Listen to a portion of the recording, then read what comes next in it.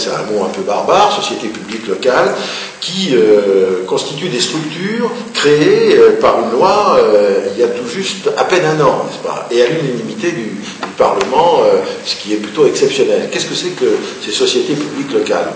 Ces sociétés publiques locales sont des outils au service des puissances publiques locales qui sont soumises aux mêmes règles de droit que les collectivités locales, mais qui permettent de réaliser dans des conditions optimum de rapidité un certain nombre d'activités. Pour nous, nous avons mis sous la responsabilité de la société publique locale les 3 lieux qui nous sont confiés par l'État pour réaliser un certain nombre d'investissements, c'est-à-dire ici la cour du dehors, mais aussi l'hôtellerie-restauration, mais aussi les équipements de service, notamment la chaufferie, et les locaux qui vont servir pour faire en sorte que le personnel puisse exercer ses responsabilités en matière de service pour cet ensemble-là. Alors cette société publique locale comprend des actionnaires majoritaires, c'est la région du Pays de la Loire. Nous avons souhaité y associer les territoires de proximité, que sont l'agglomération de Saumur et le département du Maine-et-Loire, mais aussi la mission Val-de-Loire qui est représentée par la vice-présidente de la région Centre ici présente. Et donc cette société publique locale peut, pour le compte de ses actionnaires, qui sont donc ces différentes structures, et sur le territoire de ces actionnaires, exercer toute activité qui est conforme à son objet, c'est-à-dire des réalisations qui permettent le tourisme, l'activité, etc. Maintenant, concrètement, vous avez, il y a un an justement, enfin il y a quelques mois, parlé des futurs projets. Où en est-on aujourd'hui? Eh bien, les choses avancent au rythme normal, si je puis dire, même si je suis toujours un peu celui, la mouche du coche pour que les choses aillent plus vite. Donc le projet de restructuration concerne bien évidemment en priorité l'hôtel-restaurant, en essayant de réduire au minimum les nuisances, mais on ne peut pas rénover un hôtel à fond, n'est-ce pas? Et notamment lui permettre l'accessibilité et de correspondre aussi aux besoins des visiteurs, sans pour autant tomber dans une gamme et un prix excessif. On restera autour de 2 étoiles, 2-3 étoiles, on restera dans cette gamme-là, mais avec des services et un confort qui correspondent à la réalité d'aujourd'hui. Les chambres qu'on a aujourd'hui sont un peu des chambres spartiates, un peu spartiates, un peu monacales, n'est-ce pas? Mais c'est dans ce lieu-là, c'est pas totalement anormal, mais je crois qu'il y a des efforts à faire là-dessus, de confort et d'attractivité qui sont nécessaires. Hôtel-restaurant, c'est aussi tout ce patrimoine qui se trouve à l'entrée de l'abbaye, ce qu'on appelle la cour du dehors, qui est un beau patrimoine qui nous vient donc rénover une partie et qui doit être le lien entre l'abbaye proprement dite et le territoire extérieur, puisque l'abbaye a été une prison, donc l'objectif n'était pas tellement de faciliter le contact entre l'intérieur de l'abbaye et l'extérieur, c'était plutôt l'enfermement, n'est-ce pas, qui caractérisait cette utilisation de ce lieu pendant de longues années, et l'image est restée. Donc aujourd'hui, il faut que cette cour du dehors soit effectivement le lien et le liant entre ce qui se passe à l'intérieur de l'abbaye et l'extérieur. Quand je dis l'extérieur, c'est la communauté d'agglomération de Saumur, mais c'est aussi le Maine-et-Loire. Et là, il y a un patrimoine avec un certain nombre de fonctions qui vont être nouvelles pour rendre, et notamment dans le domaine économique, dans le domaine des produits, dans le domaine de la création, de la créativité aussi, d'être un lieu qui soit ce lieu intermédiaire entre le patrimoine, l'activité culturelle propre à l'abbaye et puis le territoire. Donc ça, c'est un travail qui est en cours, qui sera lancé après la rénovation de l'hôtellerie. C'est-à-dire à peu près en termes de timing. C'est dans 2 ans, puisque on commence par l'hôtellerie. On commence par l'hôtellerie et simultanément la chaufferie. Oui, qui est assez exemplaire. La chaufferie, la chaufferie, c'est parti, ça sera une chaufferie bois, puisque si l'abbaye s'est installée ici à son époque, n'est-ce pas, c'est parce qu'il y avait une analyse du territoire qui permettait d'avoir de l'eau, Fontevraud, hein, c'est une source, et puis en même temps la forêt tout à côté, pour pouvoir se chauffer et cuire les aliments. Donc on retrouve les fondamentaux, hein, et donc cette chaufferie sera sur proximité ici, avec une dimension qui permettra de mesurer les calories qui sont utiles pour chauffer l'hôtel et pour chauffer ce bâtiment. Pour l'instant, il y a une chaufferie centrale au fioul qui nous coûte les yeux de la tête et qui mérite donc, c'est pas du luxe, n'est-ce pas, une évolution tout à fait conséquente, y compris pour l'hôtel. Donc voilà ce qui est prévu. Le calendrier, ça démarre, c'est parti.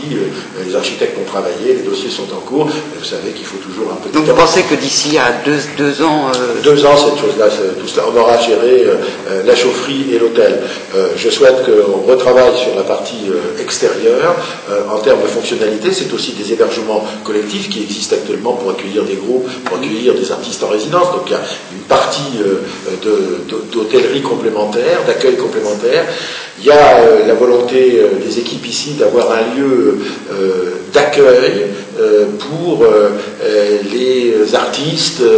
C'est déjà le cas, on accueille aussi pour nombre d'artistes en résidence, mais que ce soit un lieu de pôle de créativité. Alors, je souhaite aussi qu'on ait d'ailleurs une réflexion en la matière, c'est pour ça que le programme n'est pas arrêté encore, pour qu'on ne concurrence pas un certain nombre de lieux qui déjà accueillent un certain nombre de métiers d'art ou d'artistes. Donc, il faut non seulement avoir cet élément-là, mais garantir aussi aux artistes et aux métiers d'art notamment une économie et une rentabilité de leurs activités. Il ne faut pas non plus disperser cela partout. Il y a déjà dans la région beaucoup de sites de cette nature.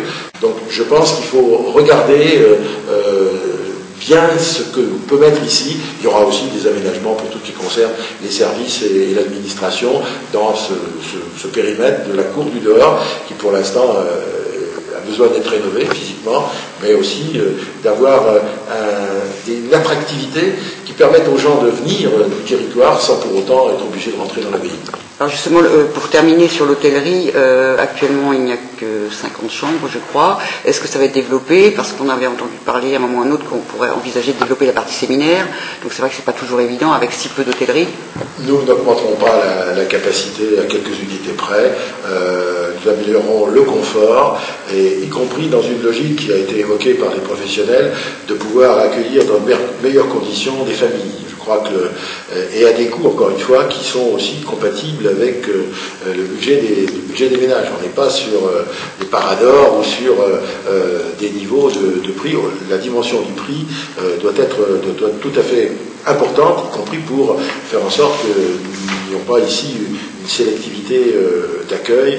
Au contraire, il faut que ce soit du tourisme et de l'accueil tout à fait normal. Je leur dis 2-3 étoiles maximum. Je pense que ce sera plutôt du 2 étoiles. Mais du 2 étoiles avec des services et un confort tout à fait adapté à ce que les gens souhaitent aujourd'hui. Nous n'augmenterons pas la capacité d'accueil, c'est-à-dire parce que physiquement c'est difficile de monter la capacité d'accueil ici.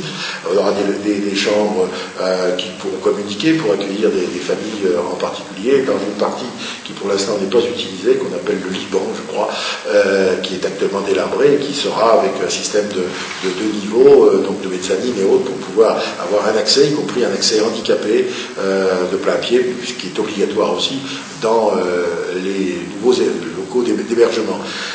Donc cette démarche-là est claire. Je ne souhaite pas non plus que concurrencer l'hôtellerie de proximité. Je pense que bien évidemment il faut que cette hôtellerie fonctionne. Il y a des hôtels ici sur Fontevraud, il y en a aussi sur Saumur, mais cette dimension-là restera dans les purs actuels, qui effectivement est des purs modestes pour pouvoir accueillir des séminaires ou des mariages. Il y a aussi beaucoup de gens qui viennent se marier à Fontevraud. Donc, il y aura, je crois, 54 chambres qui seront d'un confort accru, et les conditions de la restauration aussi sera améliorée, les conditions de la restauration seront améliorées.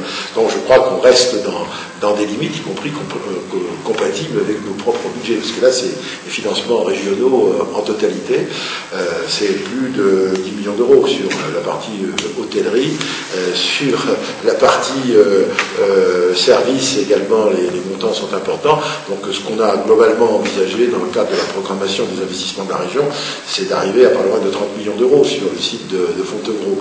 Donc ça veut dire que nous misons beaucoup sur la place et le rôle que joue Fontevraud, pas seulement pour la région des Pays de la Loire, mais aussi dans une logique interrégionale et dans le prolongement des investissements qui ont été faits ici pour réhabiliter ce patrimoine.